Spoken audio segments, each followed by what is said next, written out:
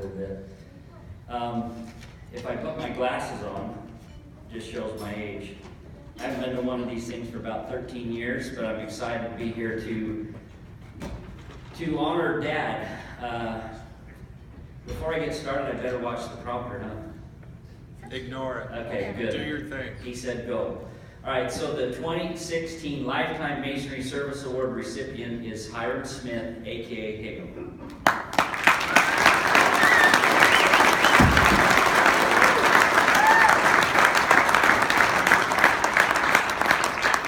Now, is he going to comment now? Because that's what the prompter says.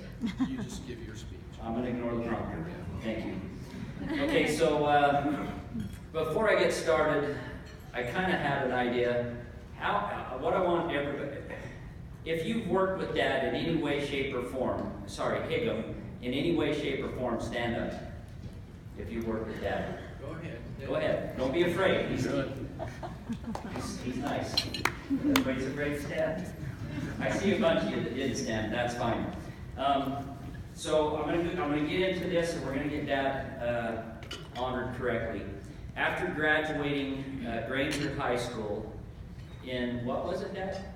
1960. See, he remembers everything. So those that didn't stand, look out. So in 1960, he graduated from high school at Granger High, and he was working for Canon Papa Nicholas at the time. He worked for Canon Papa for about 5 years.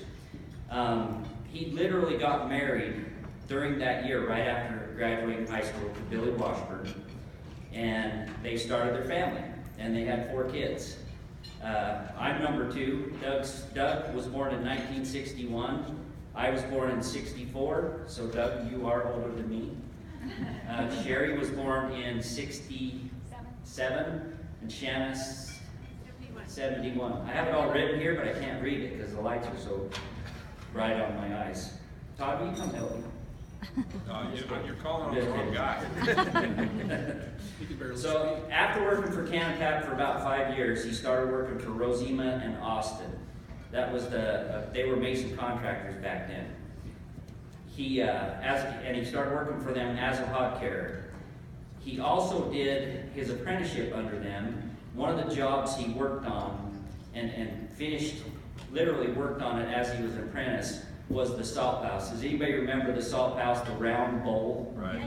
So Dad used to tell me stories about working on that round bowl with Orville rice. And it just was cool to me. Because we used to go up there and watch the stars all the time, and it was just cool that he worked on the round bowl. So him and Orville worked together on the salt house. That completed in about 1969.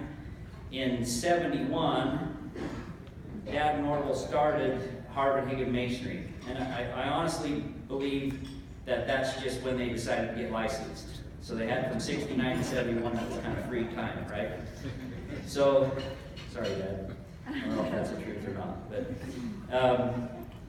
some of the first jobs that Harv and Higam did, they went out to Grantsville, did a bunch of houses using SCR brick. Now, I didn't know what SCR brick was until I had to go repair a few of them, and that was a pain. So I'd imagine laying SCR brick was probably pretty tough. The next phase in their business was moving into commercial masonry, where they built over 30 LDS churches in the Salt Lake Valley, as well as medical centers and warehouses.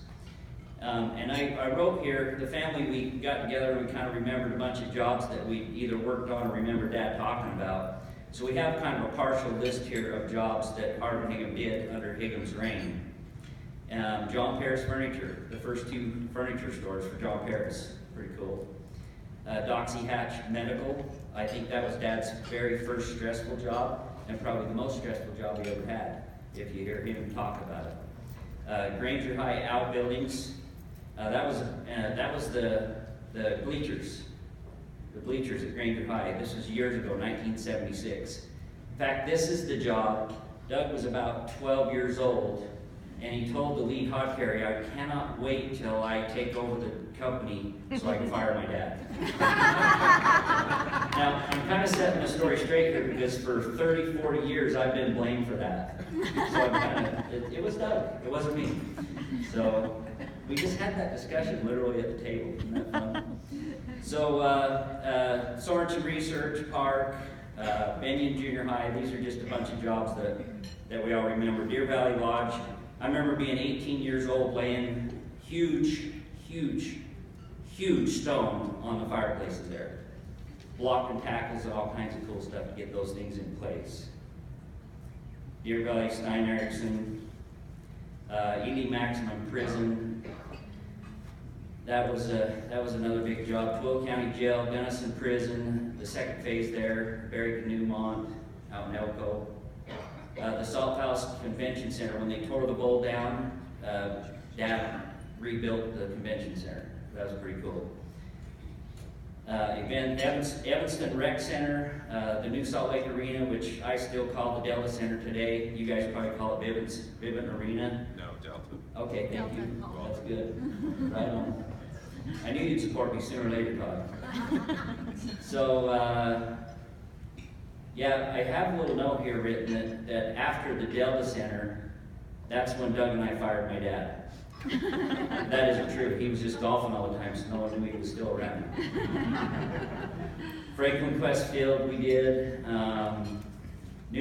Lots of elementary, middle school, high school, in all the districts, everywhere.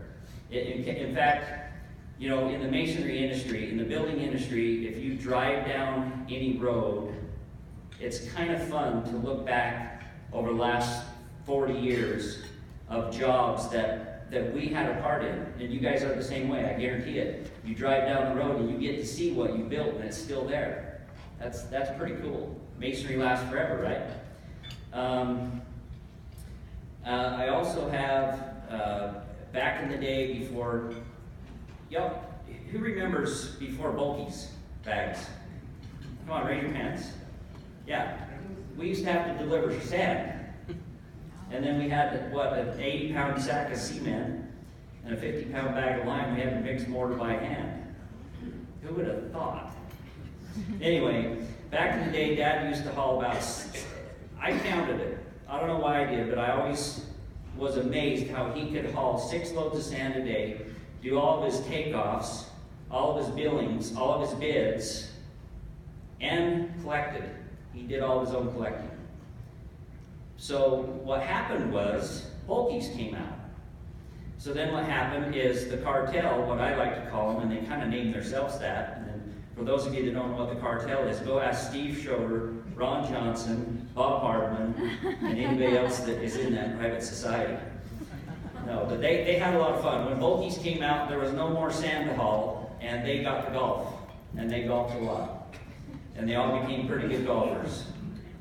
But as I'm wrapping up here, I just want to thank the Masonry Council and the Utah Masons for letting me and our family enjoy honoring Higam Smith.